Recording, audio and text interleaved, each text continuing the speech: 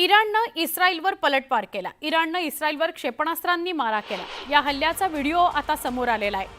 युद्धस्थळावरून आढावा घेतच राहू आपण, मात्र आधी आपण हा व्हिडिओ बघूया। हा व्हिडिओ म्हणजे अमेरिकेने जेव्हा इराणवर हल्ला केला त्यानंतर त्याचा प्रतिशोध म्हणून इराणनं इस्रायलवर हल्ला केला। इस्रायलच्या वेगवेगळ्या भागात जी मिसाइल्स डागली त्याची ही दृश्य आहेत। आमचे प्रतिनिधी रिफत आपल्याला अधिक माहिती देत आहेत। आप अनाउंसमेंट सुन सकते हैं, अनाउंसमेंट्स हो रही है।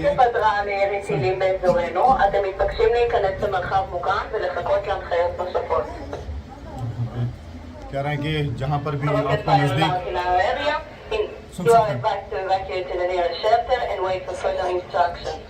आगे की इंस्ट्रक्शंस के लिए वेट कीजिए। जो भी नजदीकी शेल्टर है, बंकर्स हैं, उनमें जाइए।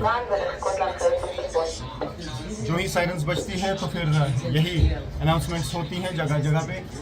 तो और मोबाइल फ़ोन पे भी अलर्ट आते हैं, यहाँ पे फ्लैश हो जाता है। और मैं खुद सोया हुआ था होटल में, और जो ही ये साउंड आई फ़ोन पे तो एकदम से मैं उतरा बेड से और सीधे यहाँ पे शेल्टर में आया। इराणमधले आण्विक तळ उद्ध्वस्त केल्यानंतर डोनाल्ड ट्रम्प यांनी इराणमध्ये सत्ता परिवर्तनाचा इशारा दिलेला आहे। इराणला पुन्हा महान बनवूया असा नारा त्यांनी दिलाय। इराणमध्ये सत्ता परिवर्तन होणार का याची चर्चा त्यामुळे रंगली आहे। इराणला वारंवार शांतता राखा असं सांगितलं गेलंय सगळ्याच देशांकडून, पण इराण ऐकत नाहीये, खोमेनी ऐकत नाहीयेत। त्यामुळे मग जर शांतता इराण इस्रायलमध्ये आणायची असेल तर मग एकच पर्याय उरतो, तो म्हणजे सत्ता परिवर्तनाचा। तर ट्रम्प यांनी या संदर्भात उच्चार केलेला आहे की इराणमध्ये आता सत्ता परिवर्तनाची वेळ आलेली आहे। ट्रम्प यांनी इराणला सत्ता परिवर्तनाचा इशारा दिलेला आहे।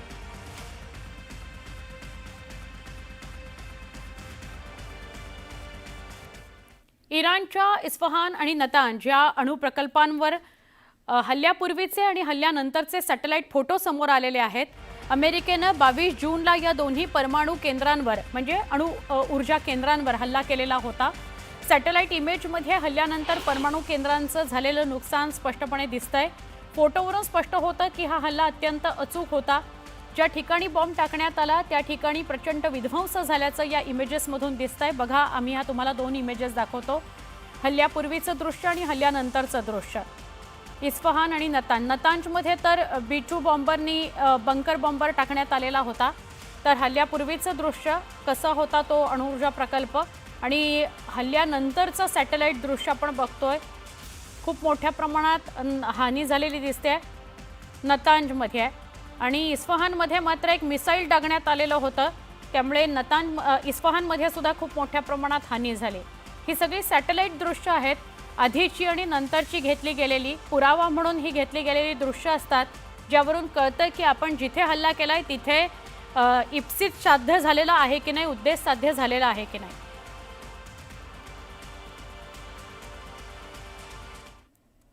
इराणच्या अणुकेंद्रावरील हल्ल्याचे आणखी काही फोटो समोर आलेले आहेत।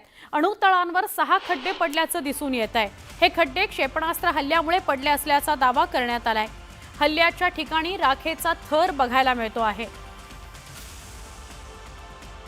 ही सगळी दृश्य खूप बोलकी आहेत। हल्ल्यानंतर अणुकेंद्राच्या भागांवर जे मोठमोठे खड्डे पडलेले आहेत ते समोर येत आहेत की हल्ला झालेला आहे, हे दर्शवणारे ते हल्ले। रविवारी इस्रायली सेनेनं इराणच्या अनेक सैन्य ठिकाणांवर हल्ला केला होता। क्षेपणास्त्रांनी ड्रोन्सच्या माध्यमातून इराणच्या सैन्य ठिकाणांना लक्ष्य केलं होतं। या हल्ल्यात इराणच्या इमाम हुसेन मुख्यालयासह अनेक महत्त्वाची ठिकाणं उद्ध्वस्त झाली, अनेक महत्त्वाच्या ठिकाणांचं नुकसान झालं। इस्रायलच्या सेनेनं या हल्ल्याचा व्हिडिओ जारी केलेला आहे। इराणमध्ये हल्ले सुरू ठेवणार असल्याचा इशाराही देण्यात आलेला आहे। इस्रायलकडून इराणला हा इशारा देण्यात आलाय आणि इस्रायलनं हा व्हिडिओ जारी केलाय। इराणच्या सैन्य ठिकाणांवर हल्ले केले होते तर तिथे नुकसान झालंय ते दाखवण्याकरता हे व्हिडिओ प्रसारित केले जातात। इस्रायलला इराण पूर्ण क्षमतेनं उत्तर देत आहे।